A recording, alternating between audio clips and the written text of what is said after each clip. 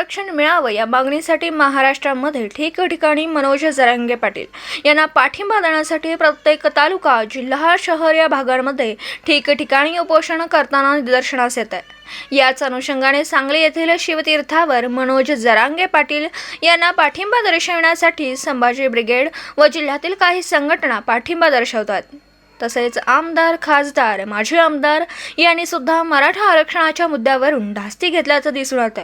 स्वतःहून सर्वपक्षीय निवडणूक डोळ्यासमोर आहे हे समजून मराठा आरक्षणाला पाठिंबा दर्शवतात। जे सत्तेमध्ये आहेत, जे विरोधात आहेत आणि जे माजी मंत्री, आमदार आहेत त्यांनी सुद्धा पाठिंबा दर्शवलाय। मराठा आरक्षण मिळावं समस्त मराठा कार्यकर्त्यांची मागणी आहे आणि ते मिळालाच पाहिजे। पत्रकार राजेंद्र शिंदे, झी न्यूज मराठी। मराठा समाजाच्या आरक्षणाच्या मागणी संदर्भामध्ये आम्ही सगळे बरोबर आहे, पण काल आपल्यातले प्रमुख जी कृती समिती आहे, काम करणारी मंडळी आहेत, त्यांनी सांगितलं की एक दिवस आमच्याबरोबर या, उपोषणाला पाठिंबा द्या, एक दिवसाचं अधिवेशन घेण्यासाठी तुम्ही सगळ्यांनी पत्र द्या। त्या पद्धतीनं ती मागणी निश्चितपणानं त्यांची योग्य आहे। समाजाच्या आरक्षणाच्या संदर्भामध्ये जी भूमिका घेतलेली आहे ती राज्य सरकारनं तात्काळ लवकरात लवकर या समाजाला आरक्षण द्यावं, या मागणीसाठी पाठिंबा देण्यासाठी, त्यामध्ये सक्रिय होण्यासाठी आम्ही सगळे लोकप्रतिनिधी विविध पक्षांचे, विविध समाजाचे या ठिकाणी आलेलो आहोत।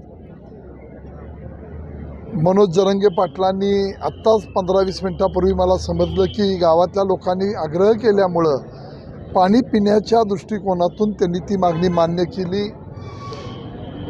बैठक चालू आहे, उपसमितीची बैठक चालू आहे, सकाळी आयोगांच्या बैठका सुरू होत्या, तेव्हा त्याच्यामध्ये राज्य सरकारवर आणि केंद्र सरकारवर निश्चितपणानं आम्ही सगळे मिळून त्यांना आग्रहाची भूमिका घ्यायला भाग पाडू की या समाजाला आणि विविध समाजांच्या ज्या मागण्या आहेत त्याही बाबतीमध्ये आम्ही आरक्षण देण्याच्या संदर्भामध्ये निश्चितपणानं आग्रही भूमिका घेऊ, ही ग्वाही या निमित्तानं देतो। या सगळ्या प्रकरणामध्ये आपण पाहिलं तर हे निर्णय आता लवकर होणं गरजेचं आहे। कुठल्याही समाजाला त्याचं आरक्षण धनगर समाजाने मागितलेलं आहे, बाकीच्या समाजांचं आहे, त्या बाबतीमध्ये निश्चितपणानं त्याही मागण्या पूर्ण करण्याच्या दृष्टिकोनातून सरकारनं प्रयत्न करावेत। आज आपण मराठा सकल समाजाच्या या मागणीसाठी, आरक्षणाच्या मागणीसाठी इथं आलो आहे, तेव्हा या समाजाच्या मागणीसाठी आम्ही सगळे आग्रही राहून राज्य सरकार आणि केंद्र सरकार यांच्यावर निश्चितपणानं आग्रहाची भूमिका घ्यायला भाग पाडू, हा विश्वास या निमित्तानं देतो। आरक्षणासंदर्भात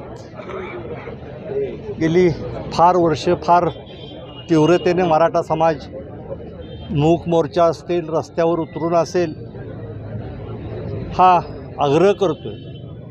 मात्र केंद्र सरकारनं अजूनही त्याला सकारात्मक पाठिंबा दिलेला प्रामुख्याने दिसत नाही।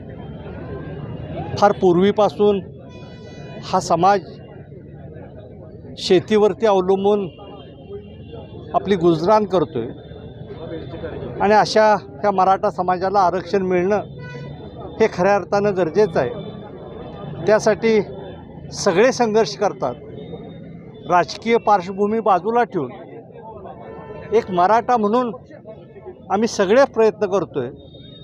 याला केंद्र सरकारनं सकारात्मक विचार करून याच्यावरती योग्य तो निर्णय घ्यावा, ही अपेक्षा आमच्या सगळ्या लोकप्रतिनिधींची आहे आणि त्याला त्यांनी सकारात्मक पावलं उचलावीत ही अपेक्षा आहे। मनोज जरांगे पाटलांनी मराठा समाजाच्या आरक्षणासाठी आंदोलन सुरू केलेलं आहे। त्या आंदोलनाचा दुसरा भाग सुरू झाला आणि सांगली जिल्ह्यामध्ये त्यांना पाठिंबा देण्यासाठी आपण सर्वजण इथं उपस्थित राहिलो आहे। कालच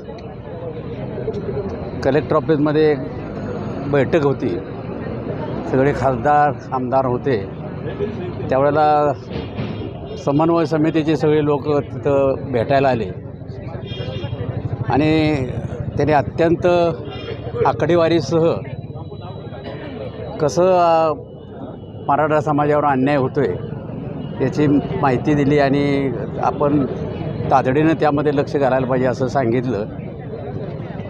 सगळ्यांना आम्ही सर्व मंडळींनी ते ऐकून घेतलं आणि त्याच्यापेक्षासुद्धा एक जी आकडेवारी बघितल्यानंतरसुद्धा असं लक्षात आलं की खऱ्या अर्थानं आपण मराठा समाज गरीब आहे, आपण त्या समाजातले आहे, आपण रोज बघतो आहे, ह्याच्यापेक्षासुद्धा आकडेवारीनं शास्त्रशुद्ध बघायला मिळालं.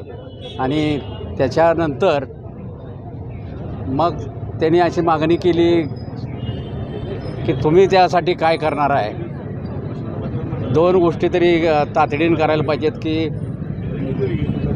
जरांगे पाटलांचं उपोषणाच्या दृष्टीनं तुम्ही एक दिवस आमच्याबरोबर राहिलं पाहिजे आणि त्या जरांगे पाटलांच्या उपोषणाच्या दृष्टीनं 1 दिवसाचं अधिवेशन विधानसभेत बोलवावं असं सगळ्या आमदारांनी मागणी करावी. आम्ही तिथल्या तिथंच सगळ्या आमदारांनी पत्र तयार करून काल पत्र पाठवलं आहे. उद्या पुन्हा मुंबईला जाऊन त्याचा पाठपुरावा करायचा सुद्धा प्रयत्न करतो आहे. पण त्याच्याबरोबर हे सगळ्यात महत्त्वाचं आहे की जरांगे पाटलांची प्रकृतीसुद्धा आता नाजूक अवस्थेत आहे. तर उपोषण सोडण्याबरोबर त्यांच्या प्रकृतीची सुद्धा काळजी आपण सगळ्यांनी केली पाहिजे. शासनाच्या हे सुद्धा लक्षात आणून दिलं पाहिजे की त्यांची प्रकृती तितकीच महत्त्वाची आहे. तर त्या दृष्टीनं आपण आरक्षणाच्या बाबतीमध्ये गतीनं निर्णय करणं गरजेचं आहे. मला वाटतं सगळ्यांची जी भावना आहे तीच आम्हा सर्व लोकप्रतिनिधींची भावना आहे आणि उद्याच आम्ही त्या बाबतीत मुख्यमंत्री उपमुख्यमंत्र्यांना भेटून लोकांच्या भावना त्यांच्यापर्यंत पोहोचवायच्या आहेत आणि अधिवेशनसुद्धा 1 दिवसाचं कसं घेता येईल या दृष्टीनं निश्चितपणानं प्रयत्न केला जाईल.